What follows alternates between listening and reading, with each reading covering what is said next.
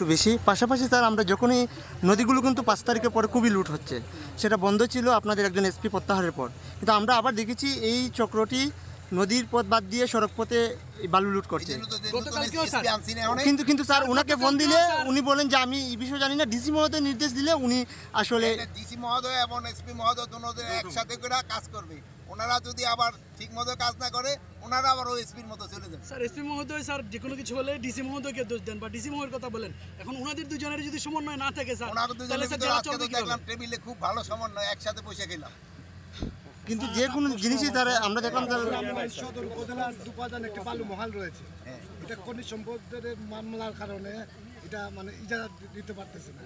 এটা স্বরাষ্ট্র মন্ত্রণালয় যদি এটা ব্যবস্থা নেন তাহলে খনিজ সম্পদ মন্ত্রণালয়ের সাথে আলাপ করে তাহলে আমার মনে হয় সুনামগঞ্জ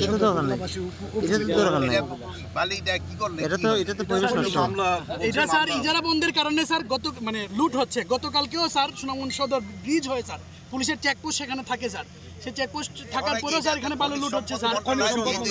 আমি পুরোটা জানি না, খনিজ সম্পদ মন্ত্রণালয়ের মামলা পরিবেশের যেহেতু আমি জানি না, এই জন্য আমি ডিউটি আপনাকে তো বলতে পারবো না। আমি গিয়ে জেনে হয়তো আপনাকে জানাতে পারবো। আর প্লাস পরিবেশ মন্ত্রণালয়ের যে অ্যাডভাইজার, এটা কিন্তু আপনাদের সিলেটের, সেই ব্যাপারে খুবই কনসার্ন। উনি এর আগে এসে গেছে, আজকেও বলতেছিল যে আপনি আমার নিয়ে যান না, কিন্তু উনি আবার ব্যস্ত দেখে আমি ওনারা আনতে পারিনি। উনি আবার আসবে আপনাদের এই সমস্যার সমাধান করে। মূল বিষয়টা হচ্ছে স্যার পুলিশ কেন ব্যবস্থা নিচ্ছে না? পুলিশ ব্রিজে গতকালকে স্যার চেকপোস্ট ছিল, তারপরে 90টা ট্রাক বের হয়েছে বালুর স্যার। বালু কেন অবৈধভাবে লুট হচ্ছে স্যার? ডেজার চলতেছে স্যার অহরহ নদীতে, ঘাট বাড়িঘর ভাঙছে।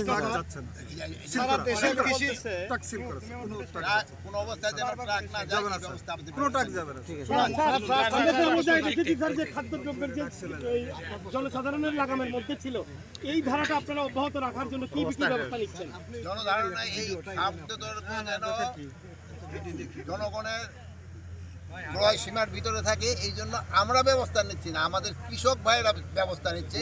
এরা উৎপাদন বাড়ায় দিচ্ছে, এই জন্য আপনারা কৃষক ভাইদের ধন্যবাদ দেন। ওনারা আমাদের থেকে কৃষক ভাইদের ধন্যবাদ পাওয়ার বুঝতো। ওনারাই কিন্তু দেশটাকে সবচেয়ে বেশি বাঁচায় রাখছে। আমাদের 40% এই কী বলে শ্রমিক এই কৃষিতে সাথে জড়িত, কিন্তু আমার কৃষক ভাইয়েরাই সবসময় বেশি বঞ্চিত হয়। আপনারা যদি কম দামে জিনিস খান তো নিজেরা খুব খুশি থাকেন, কিন্তু আমার কৃষক কিন্তু বঞ্চিত হয়। এবার দেখেন আলু অনেক ভালো প্রোডাকশন করছে, এখন কৃষক দাম পাচ্ছে না। এই জন্য আমরা এবার ধানের দামটা মোটামুটি একটা ন্যায্য দাম দিয়েছি, এই জন্য যেন কৃষক বঞ্চিত না হয়। কৃষক যদি একবার বঞ্চিত হয়ে যায়, তারা কিন্তু যদি ফলন না করে কিন্তু কোনো অবস্থা থাকবে না। এই জন্য কৃষকের দিকে আপনাদের সবচেয়ে বেশি খেয়াল দিতে হবে। কৃষকে আমাদের কিন্তু বড় প্রাণ।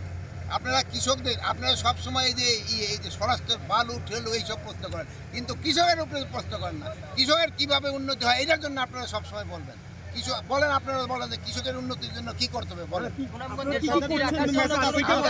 বলেন কি? আমরা তো ধরেন যে তাদের এইবার আপনাকে 500 কোটি টাকার আমরা ব্যবস্থা করছি। আপনাকে এখানে যেখানে আসার সময় দেখলেন পুরো জমি খালি, বিআইটিসি ব্যবস্থা করা হয়েছে, যেন সেচের ব্যবস্থা করে দেওয়া হয়, আপনাকে বীজের ব্যবস্থা করে দেওয়া হচ্ছে, আপনাকে পানির ব্যবস্থা করে দেওয়া হচ্ছে, আপনাকে সারের ব্যবস্থা করে দেওয়া হচ্ছে। এই জন্য কৃষকের সাথে কথা বলবো, আমি কৃষকের সাথে কথা